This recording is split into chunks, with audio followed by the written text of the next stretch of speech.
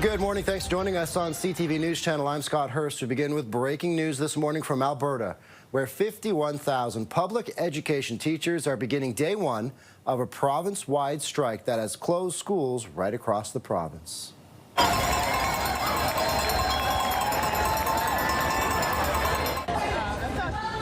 Teachers and supporters held rallies throughout the province on Sunday. Last week, teachers rejected the memorandum of agreement with the province, setting the stage for today's walkout.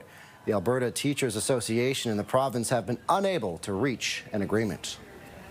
What you're seeing from teachers and from parents and other community members around this province is that what government is willing to do in order to address public education is just not enough. We're the least funded school jurisdiction in all of Canada. We have been for about a decade, and we're dealing with the consequences of those choices now.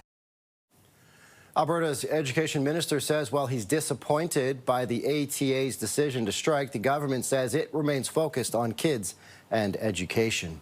CTV's Mason DePatie joins us from Calgary with the latest on where negotiations currently stand. Mason. We are set to hear from the Alberta Teachers Association a little later this morning, but in the meantime, the two sides say they're in exploratory talks. The ATA says while they aren't formal negotiations, they do help lead to it. Today's job action comes after nearly 90% of Alberta teachers rejected the province's latest offer, which included a 12 to 17% wage increase over 4 years, plus funding for 3,000 additional new teachers and 1,500 education assistants. Over the weekend, Premier Danielle Smith said she's disappointed, calling the strike a lose-lose situation, but admits higher wages alone won't fix what's happening in classrooms. With the strike now on, the province is redirecting teacher salaries to support parents. Families with children under 12 will be eligible for $30 a day or $150 a week.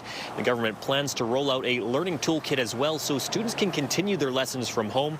This all comes just one day after thousands rallied in support of public education, and Calgary streets were shut down as crowds flooded the downtown core on World Teachers' Day. Similar rallies were held across the province, including a major demonstration at the legislature in Edmonton. I myself have experienced burnout for the past 5 years, and I've seen how many colleagues have left the profession, how many new teachers are leaving within the first 5 years, and it can't continue. We are burnt out, we are broken. The sizes of classes, having to teach 37 grade 6 kids, it's too much, and I feel something needs to change, and nothing's changed for so long. We're at a point where something needs to give. Now, no timeline has been set for when teachers could return to work, but if we go back to the last time the teachers were on strike in 2002, it took nearly 3 weeks before the province declared an emergency and sent the teachers back to work. Back to you.